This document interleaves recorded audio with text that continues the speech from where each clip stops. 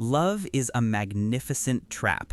The harder you chase it, the more it slips away, like trying to catch a shadow with your bare hands, or demanding a flower bloom faster by pulling at its petals.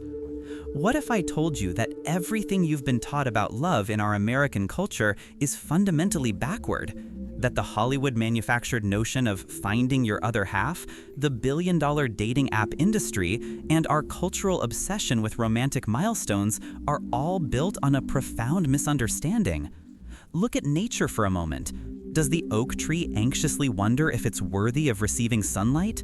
Does the river negotiate with its banks about how much it's allowed to flow? Of course not. Yet we've created an entire economy around the anxiety of love, from self-help books promising 5 steps to attract your soulmate, to expensive therapy sessions where we dissect our attachment styles like scientists examining specimens under a microscope.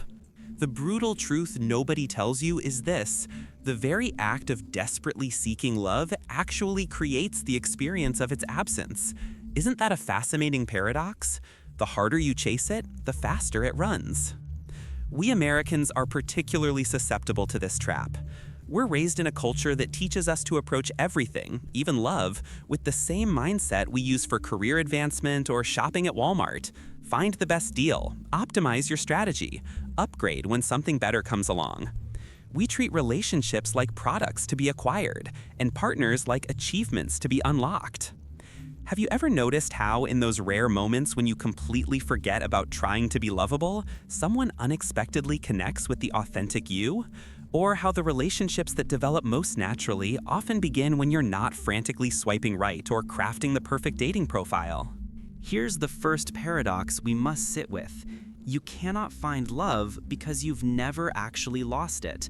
The feeling of love's absence is itself an illusion, a convincing hallucination created by a mind conditioned to see separation where there is only connection.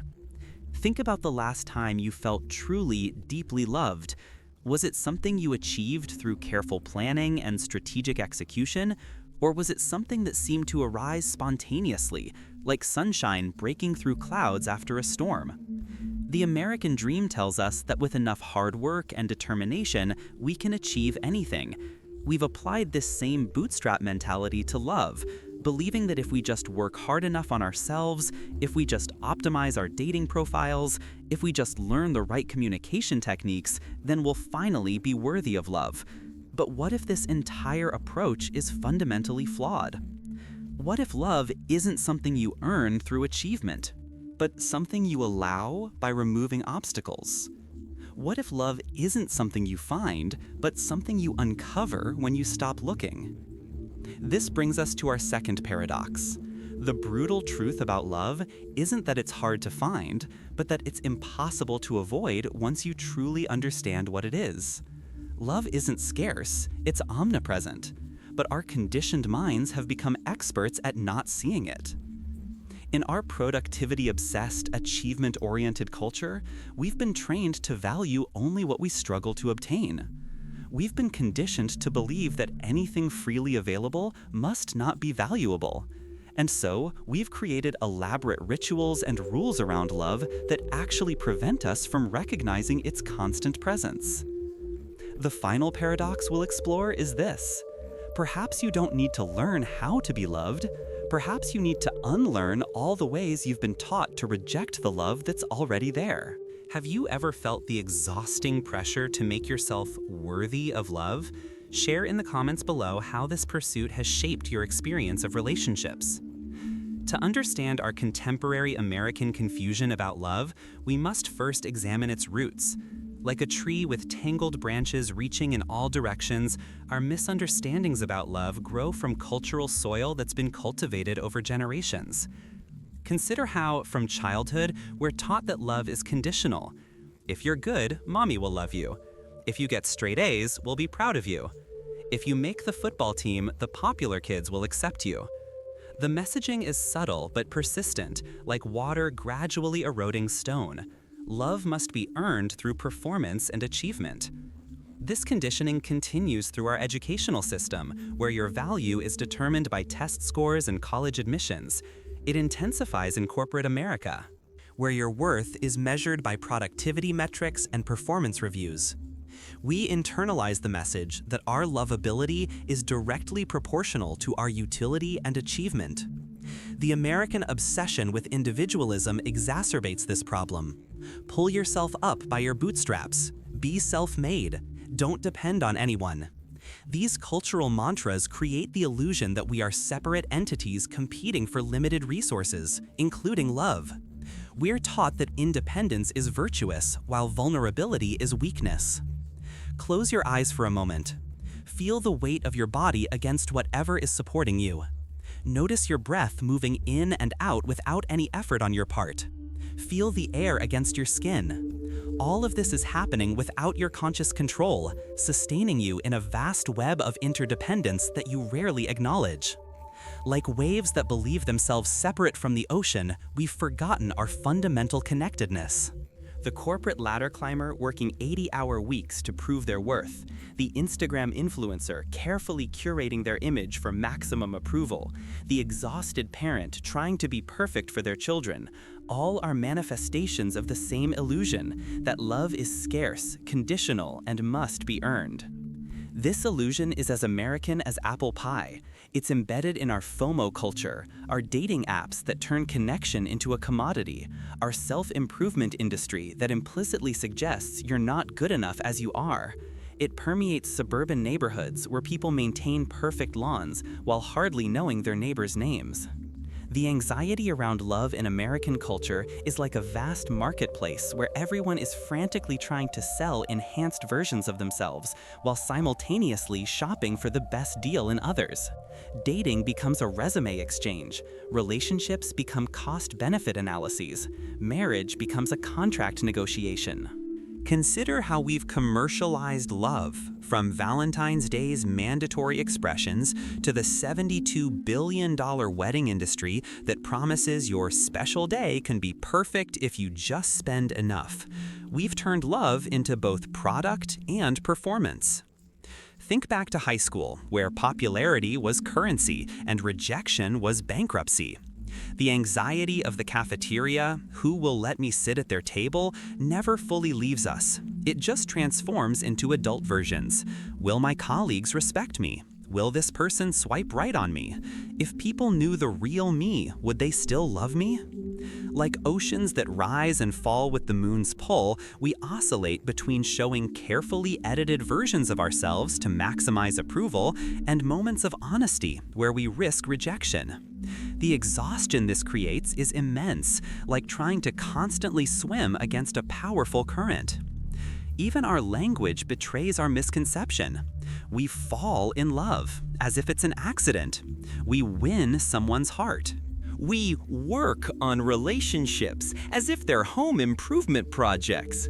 We're back on the market after a breakup as if we're commodities to be traded. The flames of desire and fear burn equally bright in this paradigm. We desire connection while fearing rejection. We long for authenticity while performing for approval. We want to be seen while hiding ourselves. These contradictory impulses create the perfect storm of confusion that characterizes modern American relationships. Think about a time when you felt you had to hide parts of yourself to be accepted or loved. Perhaps in a job interview, on a first date, or even with family during those tense Thanksgiving dinners where certain topics remain off limits. What did that experience teach you about the conditions placed on love in our culture? Share that moment in the comments below. What would Alan Watts say about our modern predicament around love? He might start by gently suggesting that we've mistaken the finger pointing at the moon for the moon itself. We've confused the symbols, rituals, and cultural performances of love with love's essential nature. Love, in its truest sense, isn't something we achieve, but something we are. Like water flowing naturally downhill, love is our default state when we remove the obstacles of conditioning, fear, and misidentification. This is the principle of Wu Wei, effortless action that arises naturally when we stop interfering with our essential nature. Consider the metaphor of a river.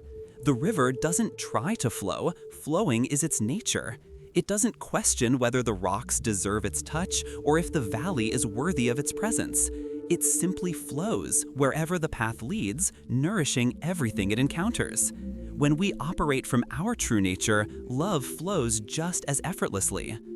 The great joke of the universe is that what we're desperately seeking is what's seeking through us.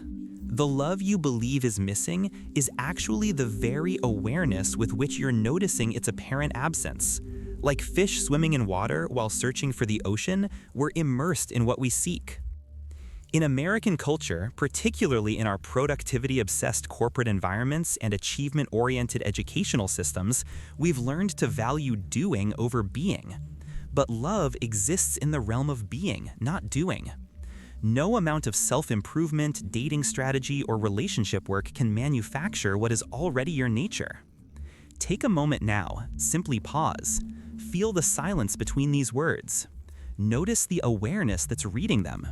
That awareness, boundless, accepting, ever-present, is the foundation of love.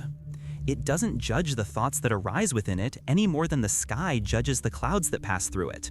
This is your natural state beneath the conditioning. The oneness that Watts speaks of isn't some mystical achievement reserved for monks on mountaintops. It's the simple recognition that the boundaries we perceive between ourselves and others are conceptual, not actual. Like waves that arise from and return to the same ocean, our separateness is a temporary form, not an absolute reality.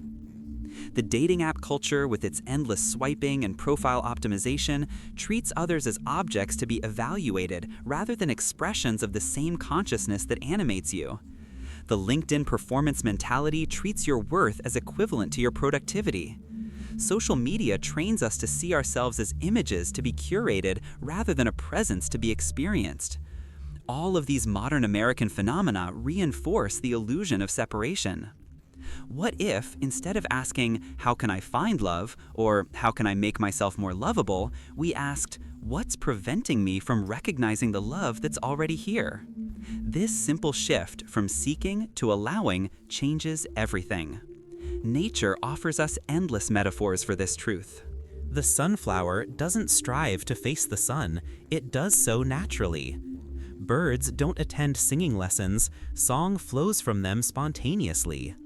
Flowers don't take personal development courses on how to bloom. Given the right conditions, blooming is inevitable. Your capacity to love and be loved is equally natural, equally inevitable when the conditions are right. The anxiety around dating in American culture, the fear of ending up alone, the competitive approach to finding the one before someone else does, all of these arise from mistaking love for a scarce resource rather than the abundant foundation of existence itself. Presence, fully inhabiting this moment without resistance, is both the path to love and love itself. When you're fully present with another person, without the mental chatter of judgment, comparison, or agenda, love is what naturally remains, not as an emotion that comes and goes, but as the recognition of shared being.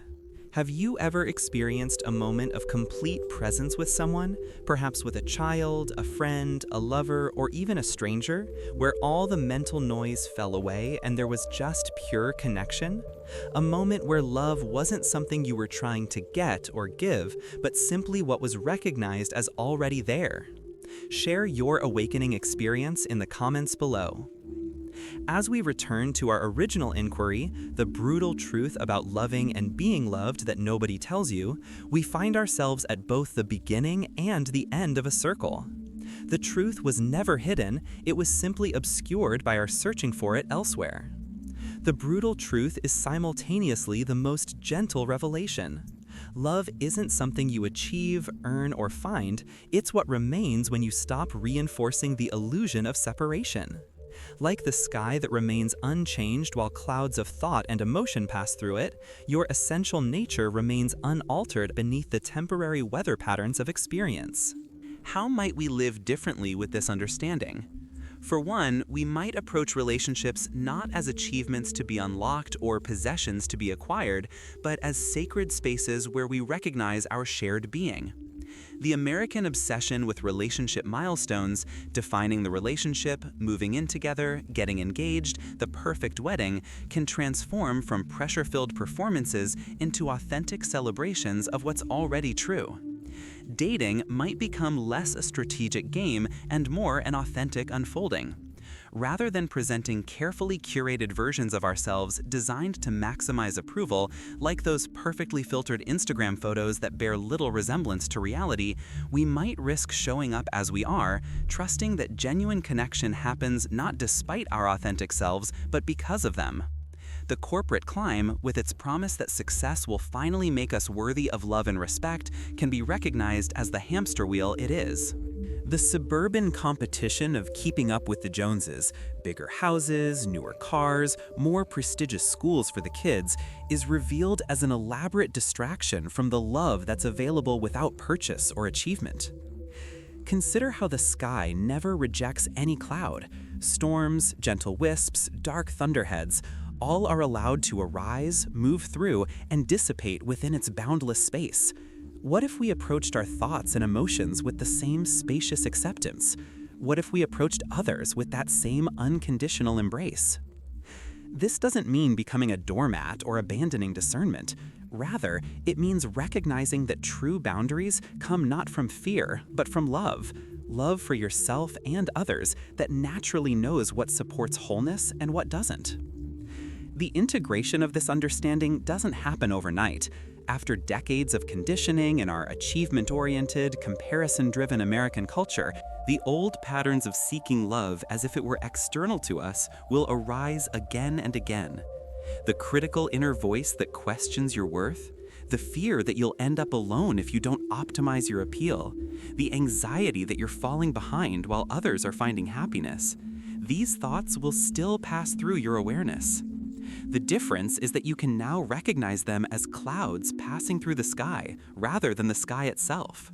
You can watch them with compassionate curiosity, rather than believing they define you. And in that spacious awareness, love is naturally present, not as a goal to achieve, but as the ever-present context of your experience. The final synthesis returns us to where we began. The brutal truth about love is that there's nothing to find, because nothing has been lost. The love you seek is not waiting in some future relationship milestone or personal achievement. It's not contingent on finding the one, or optimizing your dating profile, or reaching some arbitrary marker of success. Like a river flowing to the ocean, your natural state is to love and be loved. Everything else, all the seeking, striving, and anxious effort, is learned interference with what would happen effortlessly in its absence. As we close this exploration, remember that this understanding isn't just philosophy, but lived experience. It's available not in some distant future when you've finally gotten everything right, but in this very moment, in the simple, direct experience of being. Which of these insights resonated most deeply with you? Was it the recognition that love is your nature rather than an achievement? The understanding that presence is both the path to love and love itself? Or perhaps the relief of knowing that you don't need to earn what's already yours? Share in the comments below. Your perspective might be exactly what someone else needs to hear.